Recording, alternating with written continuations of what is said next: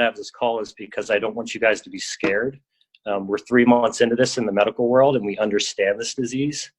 And so I'm going to go through kind of ways to protect your family, and then what to do if and when, given the size of this call, it's a when, someone gets COVID, and how we can protect our circle. You may hear a little inflection in my voice, like I'm emotional. It's not because I'm scared. It's actually the opposite. For the first time in a while, I'm actually not scared. And so I'm going to share with you why that is. So just a quick introduction as to what's going on in New York. I work at probably the premier hospital in New York City. It is a 1,200 bed hospital. We do everything from surgery to transplants, lung transplants, heart transplants. At this point, we do none of that. Almost none of that. Our hospital is almost exclusively a COVID-19 hospital. And so people enter through a secure gate in the front, where in the past, what I've been doing is seeing old people with pneumonias or seeing people with bleeds. Almost exclusively what I do all day long is see people with COVID-19. But we're learning, and we know a lot. And what I want you guys to know is that every single day we're getting better. We know more.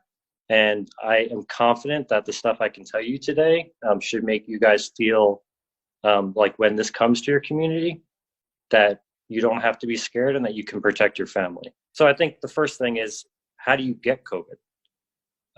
And I think that this is really important, and we've really learned a lot over the last couple of weeks to months about how you get this disease.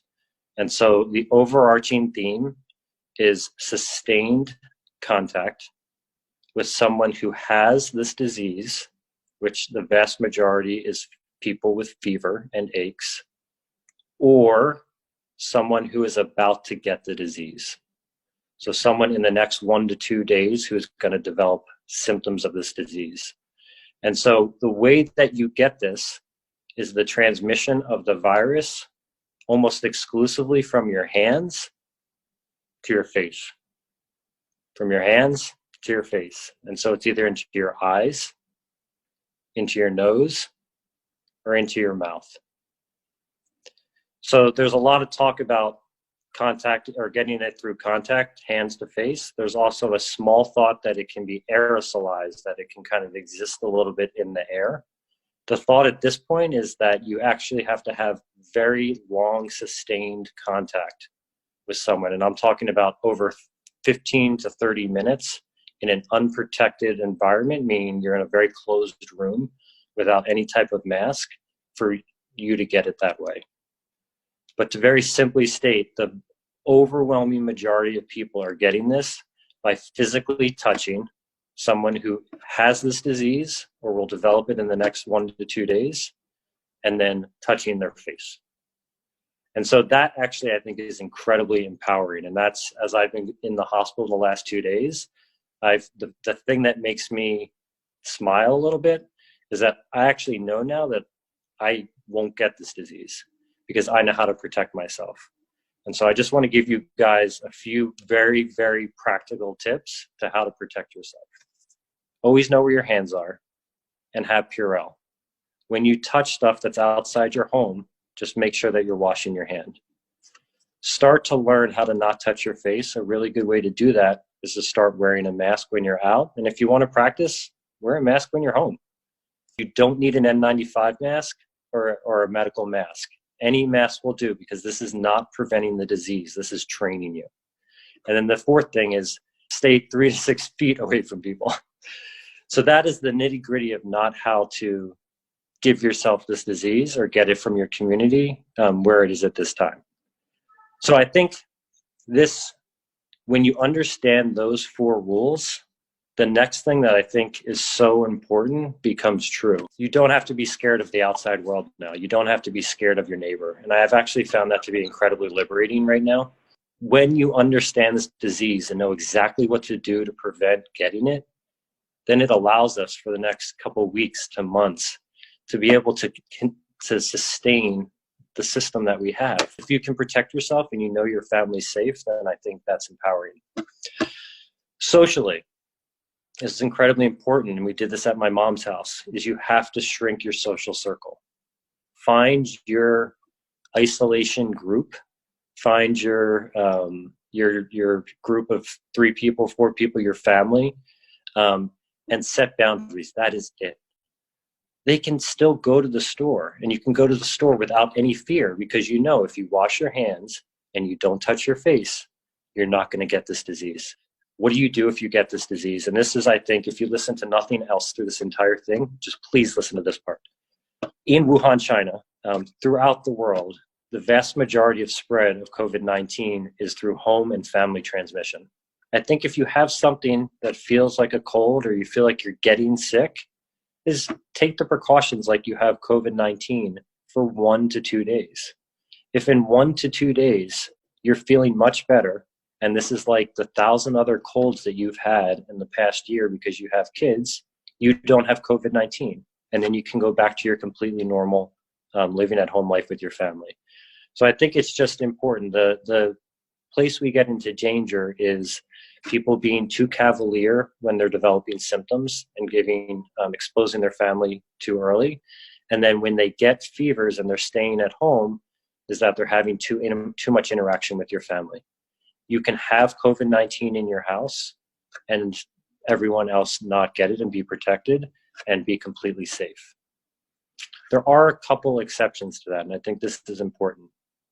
If you have a vulnerable population in your family, so if you're living with your lovely 95-year-old grandmother, if there's someone in your house who had recent chemotherapy and someone in the house gets sick, you need to find another living arrangement for that patient, or practice incredibly, incredibly strict isolation of that family member. We know that the older population is the sickest population when they get this disease.